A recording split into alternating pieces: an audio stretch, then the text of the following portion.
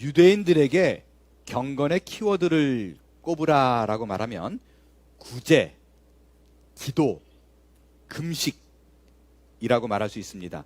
이 세 가지는요, 유대인들끼리 서로 이 사람이 진짜 신앙이냐 아니야, 신앙을 제대로 하고 있어 안 하고 있어를 판단 짓는 기준이 됩니다. 예수님께서는 이것을 6장 1절에서 18절에 걸쳐서 바른 신앙의 태도가 무엇인가에 대해서 설명을 합니다. 그런데 아주 분명하게요, 이 세 가지에 대한 얘기를 할 때 똑같은 패턴을 세 가지에 동일하게 적용하면서 설명을 합니다. 그 한 패턴이 한 패키지인데 이 한 패턴 안에 네 가지 요소가 들어가요. 이 네 가지를 구제, 기도, 금식에 동일하게 적용하면서 설명을 합니다. 그 한 패턴, 한 패키지 안에 들어있는 네 가지가 뭐냐면요, 첫 번째가 외식하지 말라, 두 번째가 그들은 이미 자기 상을 받았다, 세 번째가 은밀하게 해라, 네 번째가 아버지께서 갚으시리라. 요 네 개를 한 묶음으로 해서 요 세 개에 동일하게 적용을 합니다. 본문을 통해서 확인해 볼게요. 먼저 구제입니다. 2절 제가 읽을게요. 그러므로 구제할 때, 첫 번째 구제죠. 외식하는 자가 사람에게서 영광을 받으려고 회당과 거리에서 하는 것 같이 너희 앞에 나팔을 불지 마라. 진실로 너에게 이르노니 그들은 자기 상을 이미 받았느니라. 너는 구제할 때 오른손이 하는 것을 왼손이 모르게 하여 내 구제함을 은밀하게 하라. 은밀한 중에 보시는 너희 아버지께서 갚으시리라. 선명하게 네 가지 경고가 들어가 있죠. 이게 한 패턴이 되어가지고 계속 반복해요. 기도에 대한 얘기도요, 제가 읽지는 않을게요. 5절에 보니까 하이라이트한 부분을 보세요. 두 번째 사항, 기도할 때 외식하지 마라, 그리고 자기 상을 이미 받았다 얘기가 나오죠. 6절에 보니까 은밀한 중에 하나님이 보신다, 네 아버지께서 갚으시리라. 동일하게 네 가지가 등장을 합니다. 그 세 번째 금식에 관한 부분도 마찬가지입니다. 16절부터 보면 금식할 때 외식하지 말라, 그리고 자기 상을 이미 그들은 받았다.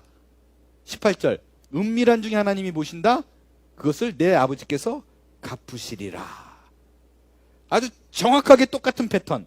외식하지 마라, 너 외식하면 이미 자기 상 받은 거야, 오히려 은밀하게 행해야 돼, 그러면 내 아버지께서 갚아줄 거야.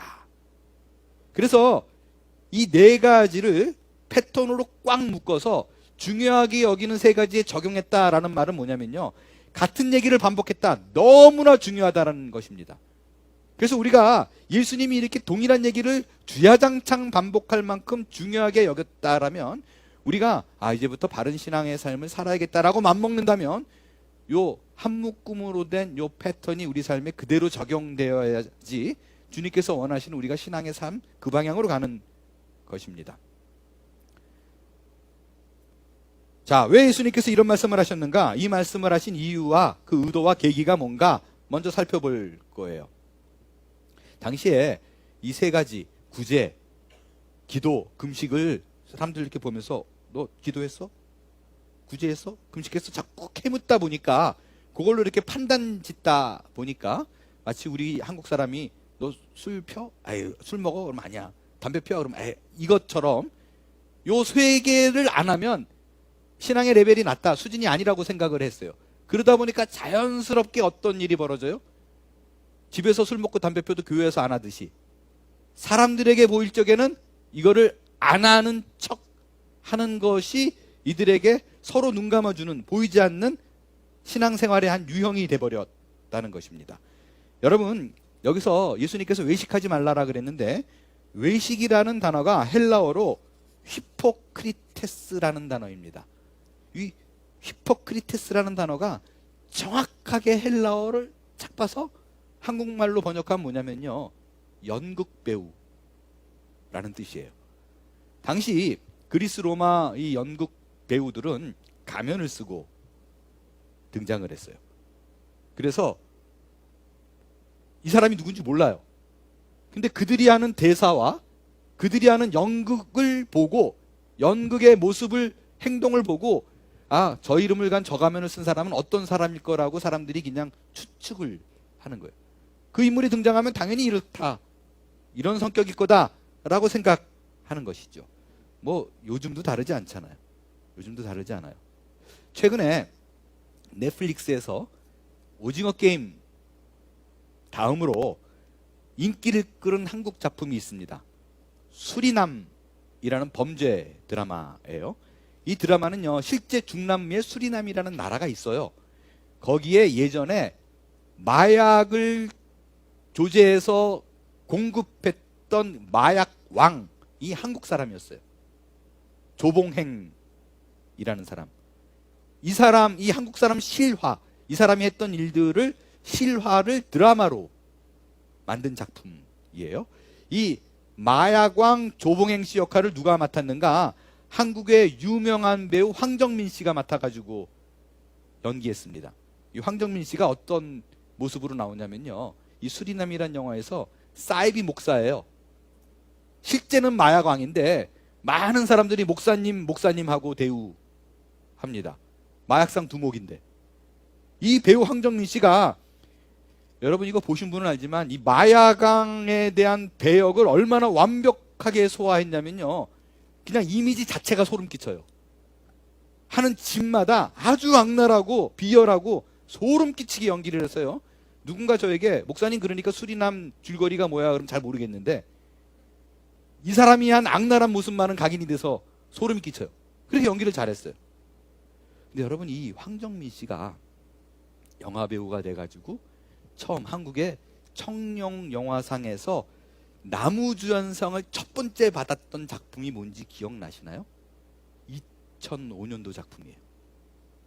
2005년도 때 이 황정민 씨가 나무주연상 받은 영화가 너는 내 운명이라는 영화입니다.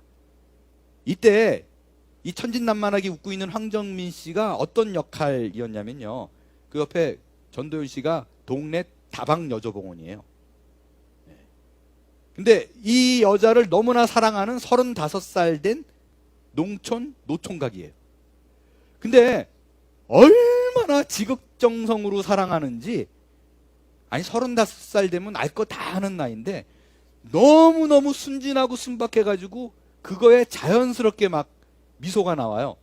그런데 전도연 씨가 나중에 에이즈 걸려요. 동네 이제 다방 아가씨니까 에이즈가 걸렸는데 그럼에도 불구하고 정말 자기의 온몸을 바쳐가지고 그 여자 하나를 위하고 사랑하는 그 모습에 그냥 이렇게 기대 없이 보다가, 제가 눈물이 많아서가 아니라 여러분 그 작품평을 한번 보세요. 다 울어요. 사람들이 어떻게 저렇게 그렇게 눈물을 쏙 빼놓게 순진한 사랑을 하는 배우로 나옵니다. 이래서 원래 저렇게 천진한 사람 연기를 해가지고 나무주연상을 받은 사람이 황정민 씨였어요. 자, 그렇다면 이 수리남의 마약왕과 너는 내 운명의 노총각, 똑같은 이 황정민 씨예요. 하늘과 땅 차이로 다른 인물을 연기합니다.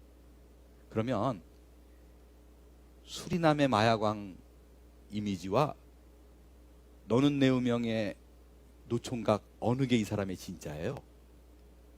어느 게 진짜예요? 모르죠. 그거 어떻게 알아요? 그 둘 중에 하나일지 아니면 정말 만나보니까 완전히 다른 세계의 세계관을 갖고 있는, 인격을 갖고 있는 사람인지 그걸 어떻게 알겠어요? 모릅니다. 이것을 성경은 히포크리테스라고 얘기합니다. 그 연기에 가려서 진짜 모습이 모르겠는 거, 이거를 예수님이 히포크리테스, 외식하는 자다 라고 얘기한 거예요. 여러분, 우리가 아는 예수님은요, 사랑의 하나님이잖아요. 그런데 예수님이요, 이 땅에 오셔가지고 3년 동안 공생의 사역을 하시면서 어지간한 죄는 별말 안 했어요. 다 넘어갔죠. 사람들이 돌 던지려고 온갖 욕을 해도 예수님은 눈 감아줬었어요. 근데 한 가지 죄에 있어서는, 한 가지 사실에서는 눈에 불을 뿜고 대노하신 적이 있습니다. 어떤 부분이냐? 외식에 관한 부분이에요. 예수님은요, 현장에서 가늠하다 붙잡혀온 여자한테도 별말 안 했어요. 살인했던 강도에게도, 몸을 팔던 창녀에게도, 심지어 온 유대인들이 매국노라고 손가락질했던 세리에게도 아무 말 안 했어요. 심지어 자기를 잡으러 온 사람들에게도요, 베드로는 열받아가지고 칼 들어가지고 한 사람 귀를 잘라버렸잖아요. 그 대제사장의 종 말고. 그러면 예수님이 이러지 않았어요. 왜 그래? 그러고 귀 붙여줬어요. 사랑의 사도예요. 사랑의 하나님이에요. 이런 예수님이 외식하는 자들에겐 달랐어요. 할 수 있는 모든 욕은 다 쏟아부었어요. 잘 보세요. 마태복음 23장에 보면요, 13절 이후는 예수님이 다 불 뿜는 거예요. 화 있을진저 외식하는 자들아, 슬피 울며 이를 갈리라, 엄중한 심판을 받으리라.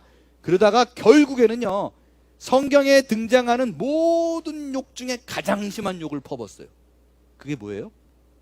뱀들아, 독사의 새끼들아. 이게 외식하는 서기관과 바리새인에게 예수님이 한 얘기예요. 여러분, 당시에 이 뱀들아, 독사의 새끼들아, 느낌 잘 안 오죠? 이게 얼만큼 심한 욕인지 제가 여러분에게 실감나게 해드릴게요. 지금 여러분이 지금까지 살면서 평생 들었던 욕 중에, 혹은 내가 한 욕 중에, 이 욕은 내가 들었던 욕 중에서, 내가 한 욕 중에서 진짜 다시 하고 싶지 않을 만큼, 다시 듣고 싶지 않은 심한 욕이야 라고 생각되는 거를 지금 머릿속에 한 가지씩만 떠오르세요. 여러 개 떠오르는 사람도 있겠지만 그 중에 하나, 말로 하면 안 돼요. 머릿속으로만 지금 잠깐 시간을 드립니다. 한 가지, 이건 진짜 심한 욕이야, 해서는 안 되는 욕이야. 떠올랐어요? 지금 예수님이 그 욕을 한 거예요. 정확하게 여러분 머릿속에 떠오른 그 악한 욕을 당시의 문화 배경으로 너무 심한 욕을 한 거예요. 느낌이 오시죠? 이제 그 욕을 한 거예요. 그 욕을. 예수님은 그들에게 회칠한 무덤 같다고 했어요. 무슨 뜻이에요? 겉과 속이 달라. 겉은 번지르하고 아름다운데 속은 썩었어, 더러워. 예수님은 우리가 아주 심각하게 여기고, 야, 저런 죄는 죽어 마땅한 죄지라고 여기는 것도 별로 언급을 안 해요. 근데 예수님이 대노한 거는 성전에서 뒤져엎은 적 있었죠. 그거 말고 성전에서 그냥 엎고 뭐 간도 쓸 수 있는데 지속적으로 사형 내내 공개적으로 욕한 거는 이 외식이에요. 그건 절대 안 넘어가요. 보인 족족이 하나님께서, 예수님께서 뭐라 그럽니다. 왜 그러셨을까요? 왜 그러셨을까요? 여러분이 외식은요, 외식하는 사람은 예수를 믿기가 정말 어렵습니다. 외식은 말 그대로 겉과 속이 다른 거잖아요. 그러니까 속은 안 그런데 그런 척 하는 거예요.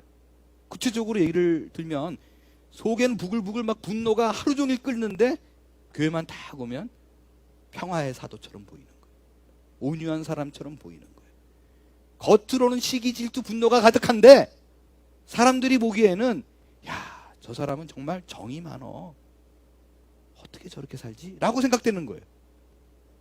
여러분, 이게 내 삶 속에서 익숙해지잖아요. 그러면 어떤 일이 일어나느냐? 내가 굳이 내 삶의 자세를 바꿀 필요를 못 느껴요. 왜 변해요? 다 칭찬하는데. 남에게 그러니까 남에게 어떤 피해를 주지 않는 이상 나는 내 신앙생활을 내가 잘한다라고 믿는 거예요. 칭송하고 추앙하는데요. 왜 바꿔요? 왜 바꿔? 안 바꿔요. 사실 저는 개인적으로 그렇게 생각해요. 우리가 예수를 믿는다고 말을 하면서 그 신앙생활 자체가 누군가에게 피해를 주지 않는 수준만 돼도 잘하는 거잖아요. 그 정도만 돼도 잘하는 것 같아요. 한국이 그 기독교인들을 왜 개독교인이라고 부르느냐라는 부분에서 여기 쓰면 실감이 잘 안 났는데, 제가 한국 나가니까 알겠었던 적이 있어요. 2007년도로 기억을 하는데요. 아파트에서 제가 저희 아내랑 집 위에 있는데 진짜 찬양 소리가 어마어마하게 크게 막 이 아파트 전체에 들리는 거예요. 찬송 소리가. 근데 그 한국 아줌마들은 이렇게 조용하게 안 부르잖아요. 막 이러고 뭐 이렇게 막 부르잖아요. 근데 이게 얼마나 요란하게 들리는지, 은혜가 되는 게 아니라 시끄러워가지고 제가 이렇게 복도에 나와봤더니 우리 있는 그 복도줄에서 여름이니까 구역 예배를 드리는 모양이에요. 문을 열어놨어요. 그러니까 이게 온 천지에 그냥 아파트 전체를 울리더라고요. 제가 민망한 거예요. 아, 이래서 욕할 수 있구나.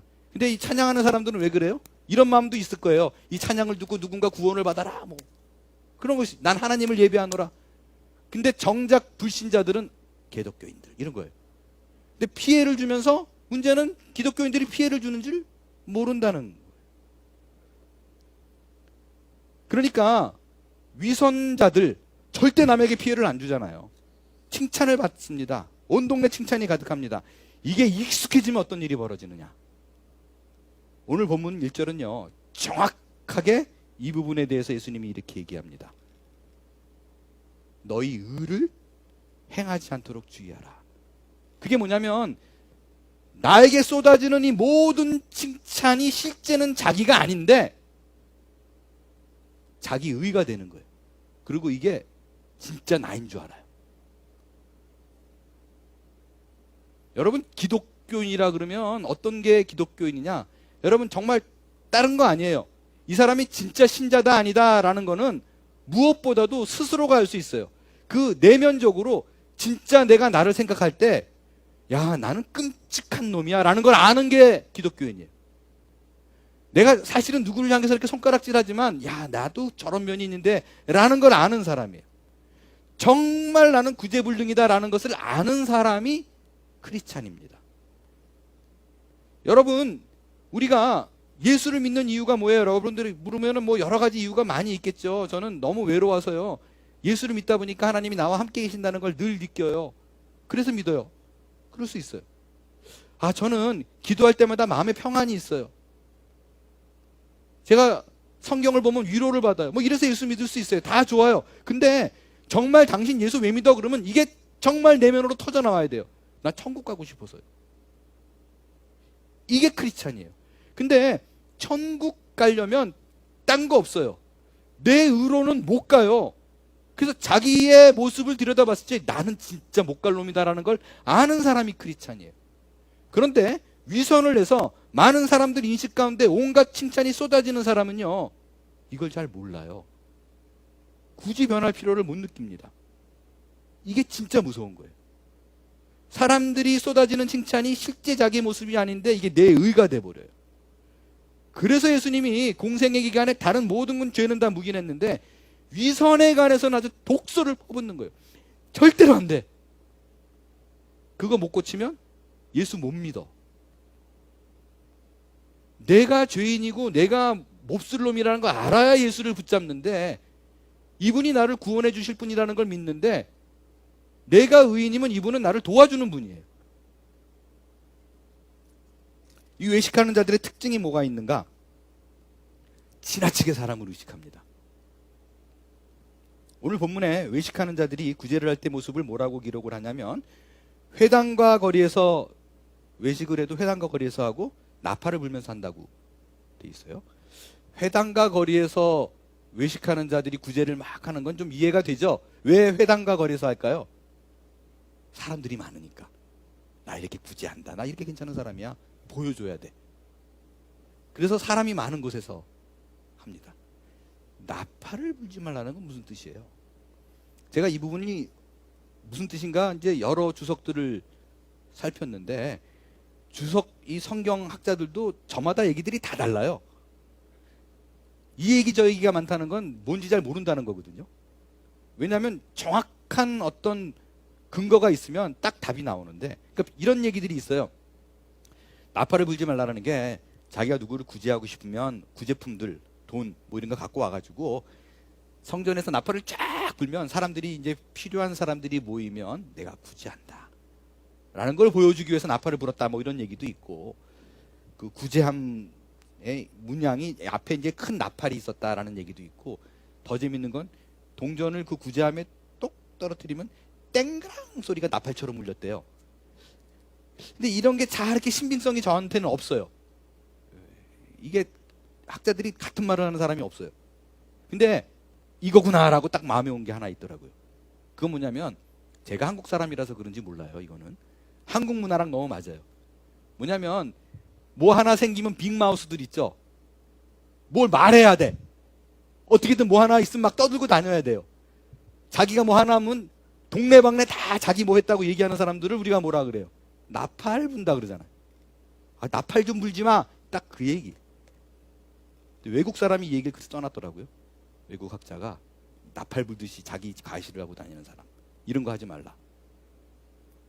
예수님은 이 세 가지 종교 행위, 구제, 기도, 금식, 똑같은 경고를 합니다. 구제도 이거 하지 말라 그랬죠. 사람들 많은 데서. 기도도 회당이나 큰 거리에서 하지 말래요. 금식 역시 사람에게 보이지 말라. 여러분, 외식을 즐겨하는 자들의 특징이 뭐냐면요, 어떻게든 내가 조그만 뭐 하나 좋은 일을 하면 나 혼자 알아서는 안 돼요. 다 알아야 돼.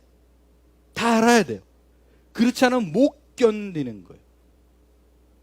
왜 예수님이 야, 신앙생활은 사람을 의식하면서 하는 거 아니야 라는 얘기를 그토록 불을 뿜으면서 얘기를 했을까?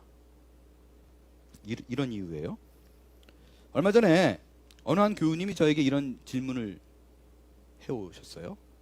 그 질문의 내용과 오늘 공교롭게 그 사람에게 보이지 이 부분하고 좀 맞아서 여러분에게 좀 말씀을 드립니다. 어떤 질문의 내용이었냐면요, 하나님은 집에서 혼자 조용히 기도를 해도 그 기도를 들으시는데 왜 우리는 모여서 기도하는 것을 권장하고 모여서 하는 기도가 신앙이 성장한다고 가르치나요? 라고 물어보셨어요. 제가 그 질문을 받았을 때 이렇게 충분하게 앉아가지고 설명할 수 있는 자리가 아니었었어요. 그래가지고 서 있는 채로 서서 제가 할 수 있는 대로 간단하게 핵심 몇 가지를 쭉 풀어가지고 설명을 하고 자리를 떴었습니다. 그 설명한 얘기를 좀 요약해서 여러분에게 말씀을 좀 드리고자 합니다. 먼저 예수님께서 우리에게 기도를 가르칠 때 강력하게 권장했던, 명령했던 기도는 골방의 기도입니다. 문을 닫고 은밀하게 하나님과 너와 단둘이 있는 시간을 만들어야 된다 라는 거였었어요. 근데 이 얘기가, 그래서 예수님은 혼자서 하는 기도를 좋아하지 여럿이 모여서 하는 기도를 안 좋아하대 라는 뜻은 아니에요. 왜냐하면 마태복음 18장에 보면 분명히 두 사람이 합심해서 구하면 합심 기도죠. 하나님께서 그 기도 들어 이뤄줄 거야 라고 얘기하셨습니다. 그러면 왜 예수님께서 개인 기도, 그러니까 혼자 하는 기도와 합심 기도 두 개가 있는데 개인 기도를 그토록 강조했을까라는 부분입니다. 이거는요, 이런 이유예요. 여러분, 그 합심해서 하는 기도는요, 보통 우리는 이런 생각이 자연스럽게 머릿속에 있습니다. 그건 뭐냐면 혼자서 기도할 때 모여서 기도하거나 강력하게 또 힘을 받아서 기도하면 하나님께서 기도를 더 잘 들어주셔. 목소리가 커서 그런가? 소리를 내서 그런가? 뭐 이런 게 있어요. 그래서 힘을 내서 우리가 기도하면 하나님께서 훨씬 더 기도에 빨리 응답한다 라는 생각이 있습니다. 그러나 예수님께서 합심 기도를 가르쳤을 때에는 이유가 그게 아니었어요. 정확히 성경에선 왜 합심 기도를 해야 되냐라고 얘기를 했냐면 그들을 위해서요. 모인 사람들을 위해서 합심해서 기도하는 게 좋다라는 것이지, 합심해서 기도하면 하나님이 좋아해 라는 것도 아니고, 합심해서 기도하면 기도 응답이 빨라 라는 의미도 아닙니다. 모인 사람들을 위해서 합심 기도를 권장하고 그들에게 권한 거예요. 이 말은 무슨 말이냐면요, 예수님은 우리의 연약함을 알아요. 내가 이제부터 혼자 열심히 기도하리라, 골방을 저걸로 쓰리라라고 하면 며칠 못 가요. 그리고 몇 시에 하리라 그러면 그 시간에 자꾸 딴 데 가고 싶어져요. 안 돼요. 근데 합심해서 기도하면 오늘 모이는 자리지, 그 자리에 나가서 내가 기도해야지 라고 그러면 자기 의지를 더 공고히 할 수 있습니다. 그리고 모여서 기도하면 5분 기도할 거 30분 기도하고 30분 기도할 거 1시간 기도해요. 왜? 서로 힘을 받아요. 서로 힘을 받아서 모여서 내가 기도하면 하나님과 이런 좋은 시간을 보낼 수 있구나 라는 것을 알게 됩니다. 그럼에도 불구하고 예수님은 골방에서 기도하는 것을 가장 중요한 기도의 자세로 가르친 이유가 있습니다. 그거는 1대1로 기도할 때에, 합심 기도할 때보다 사람을 의식하지 않고 기도할 수 있기 때문에 그렇습니다. 1대1로 내가 골방에서 기도할 적에는요, 하나님과 여러 시간을 씨름하다 보면 인격적으로 개인적인 하나님을 나에게 만납니다. 깊은 교제의 시간을 가질 수가 있습니다. 근데 합심 기도를 하다 보면 어떤 일이 벌어지기가 쉽냐면, 기도의 자리에 나오면 주로 간구하는 기도에 그칠 때가 많아요. 내가 기도의 제목을 갖고 몇 시간 안에 쫙 쏟아내고 나오지, 하나님 어떻게 생각합니까? 물으며 하나님과 교제하고 하나님과 즐거움을 누릴 수 있는 시간이 굉장히 줄어듭니다. 없지는 않겠죠. 줍니다. 그리고 자꾸 사람들을 의식하게 돼요. 내가 오늘 자리 안 나가면 사람들이 나를 어떻게 생각할까? 누가 안 나왔는데 왜 안 나올까? 시선이 흩어지는 일이 벌어질 수도 있습니다. 그래서 예수님께서는 가장 강조한 게 뭐냐면, 골방에서 기도해라. 이거는 다른 게 아니라 골방에서 기도하면 더 잘 들어줘도 아니에요. 하나님과 인격적으로 교제하고 깊이 만나는 것이 우선이다. 그리고 합심 기도를 해라 라는 의미예요. 합심 기도를 하게 되면 내가 개인적으로 만난 하나님과 깊은 교제 속에 이루어졌기 때문에 간구하고 힘을 얻고 의지를 내서 함께 갈 수가 있기 때문에 그렇습니다. 두 개 다 필요해요. 다 필요하지만 합심 기도에만 익숙해지지 않기를 바랍니다. 합심 기도에 익숙하면, 다시 말씀드리지만, 간구하는 것이 기도인 줄 알아요. 기도는 간구가 아닙니다. 하나님과의 대화이고 하나님의 뜻을 알아가는 과정이고 가장 큰 도구이고, 간구하는 기도가 아닌 개인 기도를 통해서 인격적인 교제를 할 수 있습니다. 이것이 예수님께서 말씀하신 신앙생활을 할 때 사람을 의식하는 것에 대한 위험한 요소입니다. 오늘 특별히 여러분에게 이 구제에 관해서 왜 은밀하게 해야 되는가 라는 부분을 말씀을 좀 드리고 싶습니다.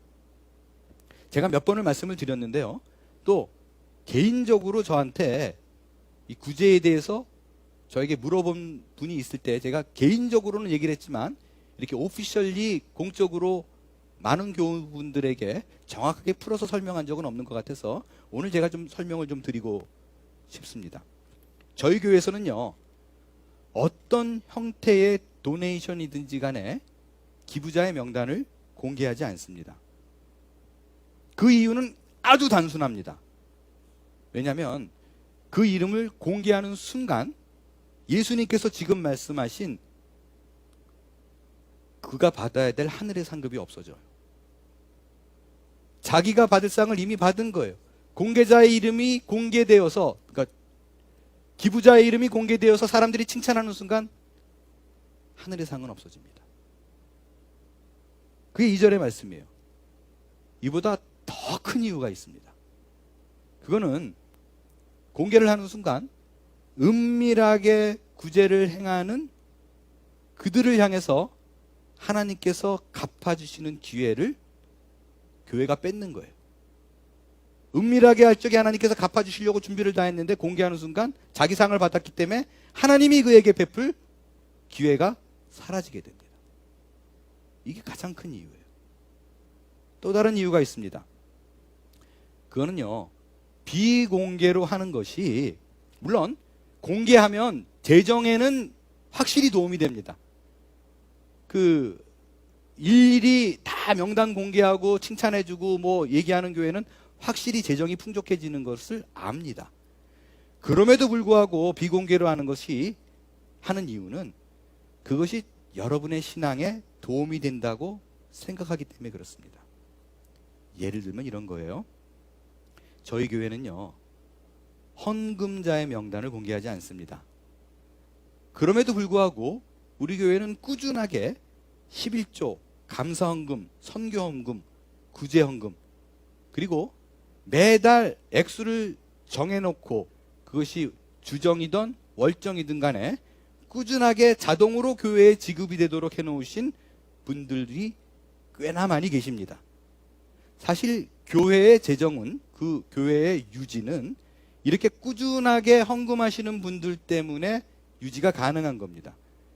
그런데 교회가 이런 정기적으로 헌금하시는 분의 명단은 공개하지 않는데 도네이션 하시는 분들, 그러니까 가끔 돌리는 떡이라든가 식사 대접이라든가 교우들에게 돌아가는 선물이라든가 아니면 실제로 주일학교 교사분들 수고하신다고 식사를 사시는 분도 계십니다. 근데 이런 분들을 향해서 감사하다는 의미로 공개하게 되면 매주 꾸준히 헌금하시는 분이 시험에 들 수가 있습니다. 이런 시험이에요. 헌금자는 공개가 안 돼요. 꾸준하게 하시는 분은. 근데 가끔 가다가 이벤트로 도네이션 하시는 분들은 공개가 되면 당연히 감사하는 마음을 그들에게 교인들이 표현합니다. 그리고 칭송합니다. 그리고 액수가 만약에 크면 야, 신앙의 수준 판단합니다. 그런 일이 만연하게 되면 헌금하시는 분들도 사람인지라 이런 생각이 들 수 있어요. 내가 주일 헌금을 줄이고 구제 헌금을 할까? 그런 시험 들 수 있죠. 왜 안 들겠어요? 사람을 의식하는 행위가 교회 안에서 들어올 수 있습니다.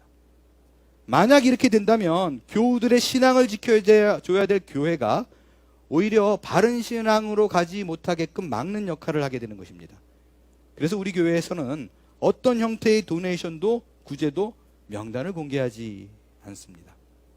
제가 이렇게 구체적으로 말씀을 드리는 이유는 최근에도 저한테 그 이유를 물어오신 분도 계시기 때문에 그렇습니다. 혹시나 여러분 중에 이런 일로 서운해 하시는 분이 계시다면 교회에서 이런 방침을 세운 이유를 명확히 이해해 주시고 협력해 주시기를 부탁드립니다.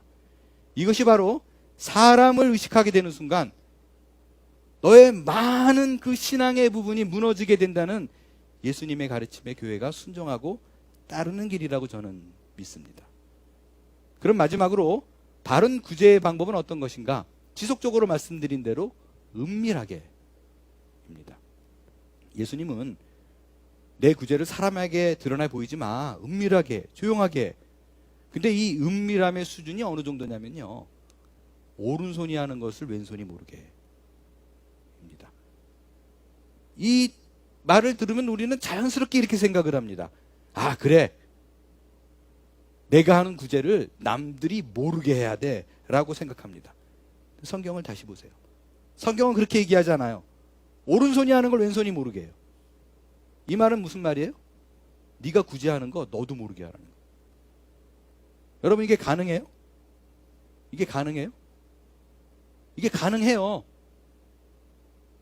어떻게 구제하면 자기도 모르게 할 수 있는가? 그거는요, 구제를 많이 하면 자기가 모릅니다. 누가 누구 했는지 모릅니다. 그리고 구제라는 사실이 눈에 띌 때마다 습관적으로 당연한 듯이 하는 사람들은 모릅니다. 실제 몰라요. 반면에 구제를 할 때마다 기도하고 생각하고 응답받아야 하고 이런 사람은 다 기억해요. 누구에게 지정헌금을 했어요? 다 기억해요. 내가 저렇게 3번이나 도와줬는데 뭐 이렇게. 이게 사람을 의식하게 돼서 은밀하게 하지 못하게 됨으로 말미암아 내 신앙을 좀먹게 된다라는 것입니다. 그러니까 이런 거야 돼요. 누군가 찾아와가지고 아유, 지난번에 이거 도와줬던 거 너무너무 고마웠어요. 그러면 고맙다 그러니까 예, 감사합니다 그러는데 뭔지 몰라야 돼요. 그게 말이 돼요? 우리 교회 안에서 교인들 중에서도요, 그런 분들 계십니다. 개인적인 경험이에요. 저를 뭐 도와준 일이 있어요. 근데 어떤 일이 무슨 얘기하다가 그 얘기 나가지고 고맙다 그러는데 이 사람이 몰라요. 이분이 몰라요. 진짜 몰라요. 정말 몰라요. 그리고 저한테 잘못한 것만 기억해요. 그때 가가지고 이거 잘못했었는데 뭐 이런 거. 여러분, 이게 불가능한 일이 아닙니다. 도움을 주는 것이 자연스러운 사람은, 마땅히 내가 할 일이라고 생각하는 사람은 기억 못합니다. 예수님은 우리에게 구제는 오른손이 하는 일을 왼손이 모르게 비밀리에 해야 된다고 가르쳤어요. 근데 여러분, 이 얘기를 딱 듣는 순간 여러분 머릿속이 막 복잡해야 돼요. 하나의 컨플릭트, 충돌이 일어나야 됩니다. 딜레마가 발생해요. 어떤 딜레마냐면요, 앞서 우리는 예수님이 뭐라 그랬어요? 너희는 세상의 빛과 소금으로 살아야 된다라고 얘기했어요. 너희 빛을 세상 사람들에게 비추어서 모든 이가 알게 하라 그랬어요. 그게 5장이에요. 근데 6장에 와서는 갑자기 예수님이 많이 바뀌었어요. 은밀하게 하래요. 이게 산에서 같은 날 같은 시간에 한 설교예요. 예수님이 그러니까 처음 시작할 때랑 중간에 끝이 많이 바뀐 거예요. 여러분 안에 충돌이 안 돼요? 그러니까 예수님은 누군가를 돕는 거를 몰래 하라는 얘기예요? 공개적으로 하라는 얘기예요? 헷갈리시죠? 딜레마예요. 이 둘 사이에 어떤 차이가 있는가? 제가 이걸 좀 풀어드리겠어요. 이런 차이가 있습니다. 5장에서 말하는 너희 빛을 사람들에게 알게 하라. 여기서 너희 빛, 이게 앞서 말씀드렸어요. 이게 내가 자체적으로 나오는 빛이 아니에요. 네가 소유한 그 빛, 예수 그리스도의 의입니다. 세상 사람들이 알아야 되는 의는 뭐냐면, 내가 의를 행한다면, 내가 그들을 구제한다면 사람들이 보기에 내가 보이면 안 돼요. 뭐가 이 사람을 이렇게 만들었을까? 예수구나. 저 사람이 믿는 거는 예수야. 그 예수가 이 일을 가능하게 만들었어 라는 거, 이 일에 있어서는 세상의 빛과 소금이 돼가지고 모든 사람에게 알게 해야 합니다. 그러나 내가 이 일을 행했을 때 예수님이 안 보이고 내가 드러나는 일이에요. 이건 여러 가지 조건과 상황을 봤을 적에 예수님을 알 수가 없을 것 같아요. 그럴 때는 내 의가 드러나서는 안 됩니다. 은밀하게 해야만 합니다. 오른손이 하는 것을 왼손이 몰라야 합니다. 결국 우리가 이 땅을 살아가면서 끊임없이 해야 되는 연습은 뭔가? 나의 착한 행위과 나의 선한 행위를 통해서 예수 그리스도의 의가 드러나는 일에 집중을 해야만 합니다. 예수 그리스도의 십자가 공로가 나를 통해 드러나고, 내가 하는 모든 행동을 통해서 복음이 드러나는 일에, 내가 쓰임을 받는 일에 내가 집중을 해야만 합니다. 거기에 부단한 노력을 해야 돼요. 이제 우리는 오늘 설교가 마치는 순간 나에게 물어야만 합니다. 우리가 신앙생활을 할 때 이웃을 찾아가는 이유가 하나님의 사람으로 하나님의 의를 갖고 가져가는가, 아니면 사람 앞에서 나를 증명하기 위해서 그들을 이용하는 것이 아닌가, 끊임없이 물어야 합니다. 종교라는 명분을 내세워 나의 나라를 구축하는 자들이 아니라 십자가 앞에서 나를 녹여서 하나님의 영광과 그의 의를 위해서 힘을 다하는 여러분들이 되기를 바랍니다. 그럴 때 은밀한 중에 보시는 하나님께서 우리에게 폭발적으로 갚으시는 은혜가 이 한 주간 교우 모든 분들에게 충만하기를 축원합니다. 일어나 찬양하겠어요.